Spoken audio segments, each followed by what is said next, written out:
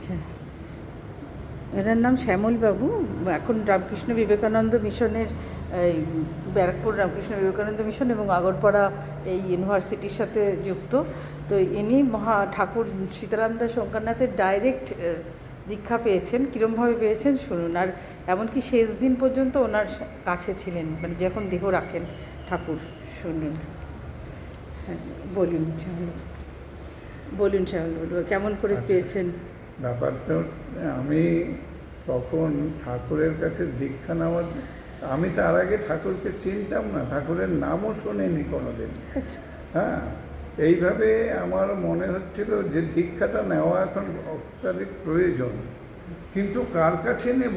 গুরু খোঁজার জন্য আমি প্রতিদিন রাত্রে জপ করতাম। আচ্ছা, গুরু জপ করতাম। আচ্ছা, তা হচ্ছে এইরকম মাস 2-3 করার পরেই রাত্রবেলা স্বপ্ন দেখছি এরকম লম্বা জটাধারী একজন সন্ন্যাসী, তিনি হচ্ছেন আমাকে মানে আর কি দীক্ষা দিচ্ছেন, এবং হাতের পর গুনে গুনে ঠিক যেভাবে করতে হবে সেইভাবে তিনি মন্ত্রটাকে আমাকে শিখিয়ে দিচ্ছেন।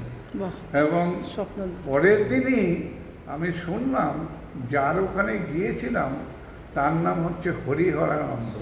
সে ঠাকুরের প্রথম 3 জন সন্তানের মধ্যে একজন। হ্যাঁ, তা সেই হরিহরানন্দ, তাকে বরকা বলে সবাই ডাকত। হ্যাঁ, উনি তখন বললেন যে কাল তো ঠাকুর আসছেন, তা তুই কি যাবি তাহলে দীক্ষা নিতে? বলে হ্যাঁ যাব। তারপরে উনি আমাকে ভোরবেলা একসাথে, আমরা 3 জনে, ওনার সাথে একজন শিষ্য থাকতো, আর উনি সেই শিষ্য, আমি এবং উনি, এই হরিহরানন্দ, এরা 3 জনে একসাথে ভোরবেলা বেরিয়ে চলে গেলাম। ডানলপ থেকে আমরা সরাসরি ওই মহামিলন মঠে ঢুকলাম।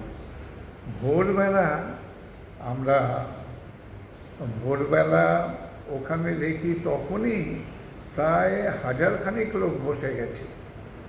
হ্যাঁ, সেদিনকে মোট প্রায় 4000 লোক দীক্ষা নেওয়ার কথা। সমস্ত জায়গাটা গমগম করছে, আর হরিহরানন্দ প্রত্যেকের হাতে জল দিয়ে দিচ্ছেন। হ্যাঁ, আমরাও বসে আছি, সকাল থেকে বসে আছি। এই করতে করতে ঠাকুরের ধৈর্যের পরীক্ষা প্রায় রাত্রি 8টা পর্যন্ত দিলাম, এবং তখন ঠাকুর এলেন, এসে বললেন যে আর দীক্ষা হবে না, কালকে হাওড়া বালতিগুড়িতে দীক্ষা হবে। তখন এই শুনে অনেকে নিরাশ হয়ে চলে গেল, বলে আর ঠাকুরের কাছে দীক্ষা নেব না। আমি ওখানটায় বসেই রইলাম। বসে থেকে তখন জানতে পারলাম যে ঠাকুরকে নিয়ে চলে গেছেন হাওড়া মায়ের মন্দিরে, ঠাকুরের লেখা অশ্রুবাদল নাটক মঞ্চস্থ হবে, তাই হচ্ছে সেখানকার কিছু যুবক ছেলে এসে ঠাকুরকে নিয়ে চলে গেছে। এবং আমি ওখানে বসে আছি, হরিহরানন্দ আমাকে বলছেন চল বাড়ি চল। আমি বলে দীক্ষা না নিয়ে বাড়ি ফিরবো না। একেই বলে জিদ, একেই বলে সংকল্প। উনি বললেন কালও যদি দীক্ষা না হয়, বলে যতদিন দীক্ষা না হবে ততদিন বাড়ি ফিরবো না। সংকল্প আর গুরুর প্রতি অবিচল মানসিকতা যখন আমি নিয়ে ওখানে দাঁড়িয়ে আছি, তখন দেখলাম গাড়িটা ঠাকুরের আবার ব্যাক করে ফিরে এলো। এবং ঠাকুর ভিতরে ঢুকতেই হরিহরানন্দ গিয়ে বললেন কথাগুলো সমস্ত। তখন বললে হ্যাঁ, ওকে দীক্ষা দিয়ে আমি আবার চলে যাব। তা আমাকে প্রেসের কাছে বসাতে বললেন, আর কেউ বসবে না, ওকে দীক্ষা দেব। তা এই দীক্ষা পেলাম, এইভাবে দীক্ষা হয়ে গেল। ঠিক যেমন স্বপ্নে দেখেছিলাম তেমনভাবেই উনি হাত সেইভাবে গুনে আমাকে সমস্ত দেখিয়ে দীক্ষা দিয়ে গাড়িতে উঠলেন। গেটের কাছে গিয়ে গাড়িটা থামলো, আবার উনি দেখে পিছন থেকে হাত বাড়িয়ে উনি ডেকে বললেন যে মানে যাবি আমার সাথে? তারপরে হচ্ছে আমি বললাম হ্যাঁ যাব।